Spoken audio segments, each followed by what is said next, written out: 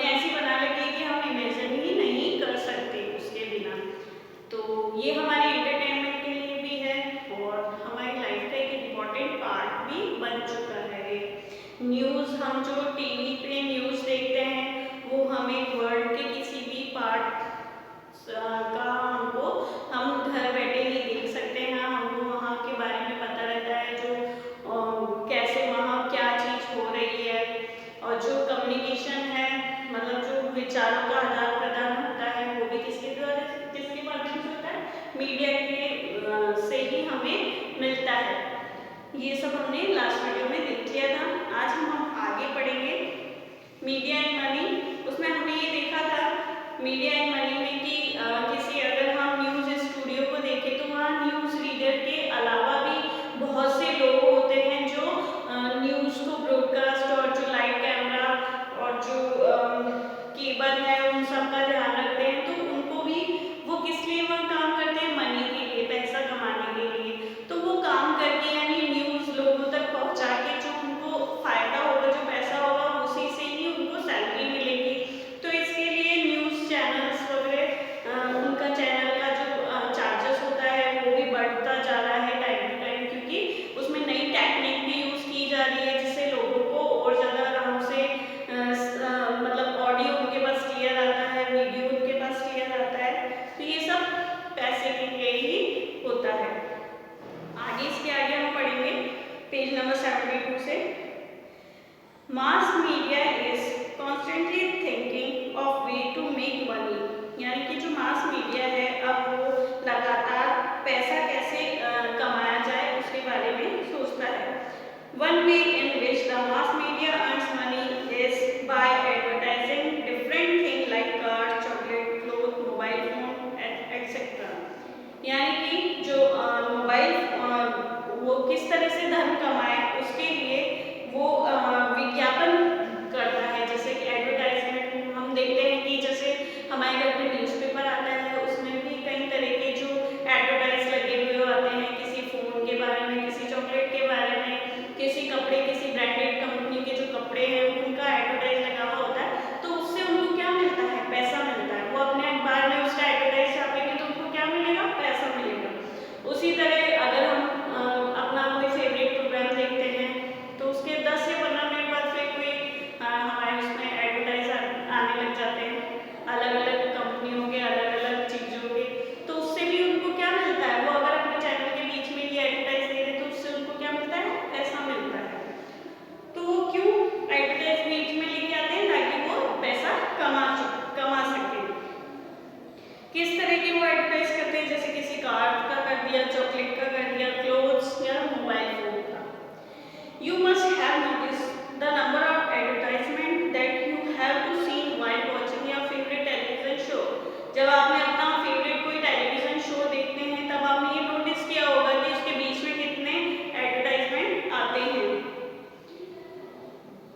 While watching a cricket match on TV, जब आप cricket match देखते हैं टीवी पे, the same advertisement are shown repeatedly between each over and so you are often watching the same image over and over again.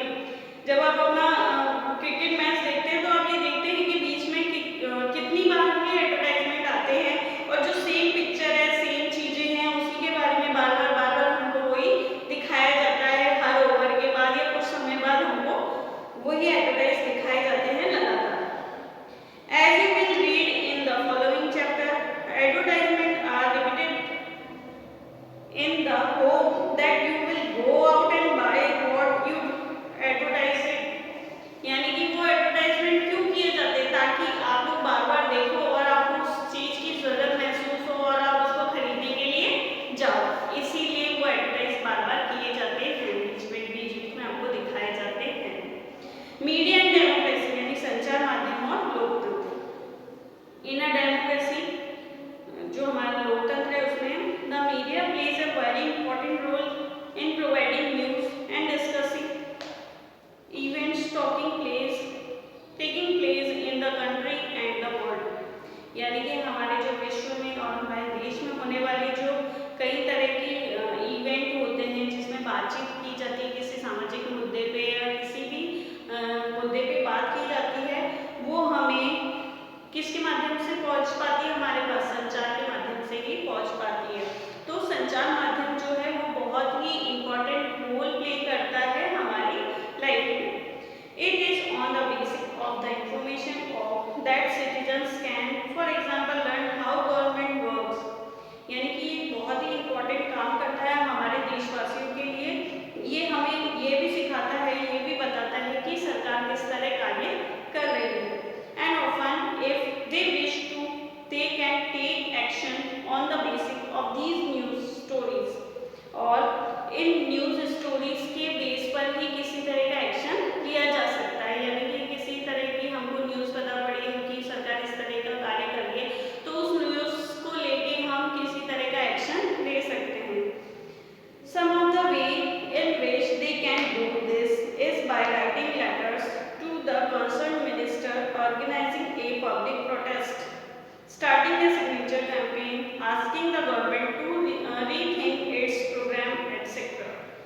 यानी कि जो हमको news मिलती है उसके द्वारा हम लेटर भी लिख सकते हैं। हमारे जो रिलेटेड जो मिनिस्टर है, किसी जो सामाजिक मुद्दों से हम जैसे किसी तरह की न्यूज़ हमें प्राप्त होती है और हम चाहते हैं कि उसमें कुछ सुधार करें, हम शिकायत करें, तो उससे रिलेटेड मिनिस्टर को हम वो न्यूज़ और कोई लेटर लिख के उनको बता सकते हैं कि ऐसा न्यूज़ में देखा जा रहा है, इससे ये दिक्कत आ रही है, तो आप इसके ऊपर कुछ सोच विचार करें।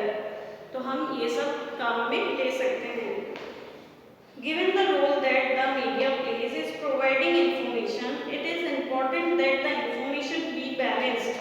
यानी कि जो जानकारी देने के संबंध में संचार माध्यम की महत्वपूर्ण भूमिका होती है, उनकी भूमिका को देखते हुए ये आवश्यक है कि जानकारी संतुलित होनी चाहिए, यानी कि उनमें बैलेंस होना चाहिए। Let us understand what we mean by a balanced media report by reading two versions of the same news event given on the next page. अगले जो हमारा नेक्स्ट पेज है उस पर दिए गए एक समाचार पत्र के दो विभिन्न रूपों को पढ़ेंगे और समझेंगे कि संतुलित संचार माध्यम का क्या तात्पर्य होता है। जब आप अपना नेक्स्ट पेज ओपन करेंगे तो इसमें हमको न्यूज़पेपर की दो कटिंग दिखाई दी है। इसमें एक कटिंग में जो लिखा हुआ है, जो हेडलाइन है उसमें लिखा हुआ है crackdown on polluting factories, protester block roads and the disturb traffic, यानी कि प्रदूषण फैलाने वाले कारखानों पर वज्रपात या विरोधियों द्वारा चक्का जाम यातायात होगा। और दूसरे जो हमारे पास कटिंग है उसमें लिखा हुआ है closure the factories causes unrest, यानी कारखानों के बंद होने से घोर अशांति। एक तरफ तो कारखाने चल रहे हैं तो उनसे होने वाला जो पॉल्यूशन है उसके बारे में लोग विरोध कर रहे हैं कि उसका पॉल्यूशन इतना ज़्यादा है कि लोगों ने विरोध किया और वहाँ का जो चक्का जाम कर दिया, यानी रोड रोक दिए जिससे गाड़ियाँ वगैरह नहीं निकल सके। एक तो ये न्यूज़ है और दूसरे में दिख रही है कि कारखाने बंद हो जाने से क्या क्या प्रॉब्लम आ रही है उसके बारे में लिखा है। तो हम ये देख सकते हैं कि न्यूज़पेपर एक ही मीडियम है कम्युनिकेशन का, लेकिन उसमें जो आने वाली न्यूज़ है वो किस किस तरह से डिफरेंट टाइप की होती है। The fact is that if you had read either newspaper, you would only know one side of the story. जब आप न्यूज़पेपर में स्टोरी पढ़ते हैं तो उसका एक ही रूप हमको देखने को मिलता है। If you had read the news of India, you would most likely think the protester as nudists. They are disputing traffic and constantly polluting the city with their factories leaves you with a bad impression about them. एक news को हम देखेंगे तो उसमें देखेंगे कि किस तरह से फैक्ट्रियों से पॉल्यूशन हो रहा है, तो उसके लोग विरोध कर रहे हैं अपने जो वातावरण को साफ रखने के लिए, उसका लोग मतलब उसको वातावरण को साफ रखने के लिए उसका बहिष्कार कर रहे हैं, उसको बंद करने के लिए सोच रहे हैं। But on the other hand, if you had read the story of India daily, you would know that the protesters are because a lot of livelihood will be lost if the factory closed because the relocation efforts have not been acute. यानी कि और हम जब दूसरी news पढ़े तो उसमें कि कारखाने बंद हो जाने से कितने जनों की लाइफ खराब हो जाती है, यानी कि वहाँ जो काम करने वाले लोग हैं वो अगर काम नहीं करेंगे, फैक्ट्रियाँ बंद हो जाएगी तो उनको खाने पीने की भी समस्या होगी, उनके पास पैसा कहाँ से आएगा, तो उससे उनकी कितनी लाइफ पे कितना इफेक्ट पड़ेगा। यानी कि एक तरफ तो कारखाने को बंद करने के लिए बात की जा रही है और दूसरी तरफ कारखाने के बंद होने के कारण क्या क्या दिक्कतें आ रही है उसके बारे में दे रखा है। Neither of those story is a balanced report। ये दोनों स्टोरी को हम बैलेंस रिपोर्ट नहीं कह सकते। A balanced report is one that discuss all point of view of particular story and then leaves it on the reader to make up their minds। Writing a balanced report, however, depends on the media being dependent। It dependent media means that no one should control and the influence its coverage of news।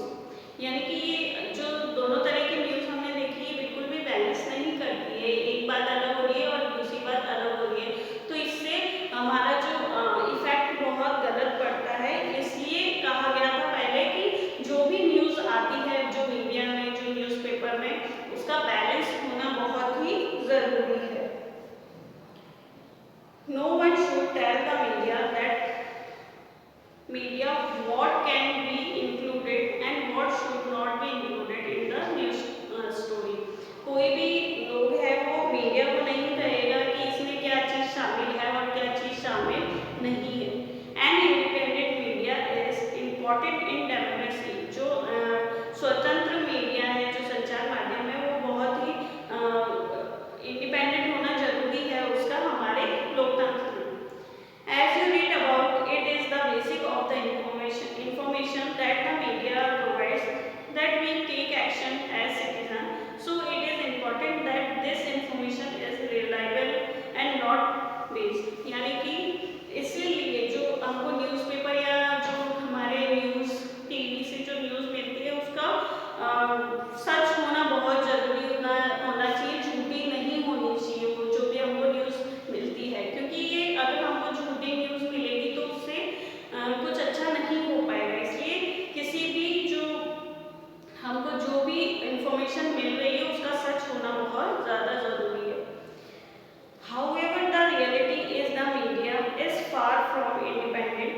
It is mainly because of two reasons। The first is the control that the government has on the media। When the government pretends others a news item or sense from the movie or a lyric of a song for being shared with the large public, this is referred to a conscience। There have been periods in Indian history when the government consulted the media। The roles of these of emergency between 1975 to 1977।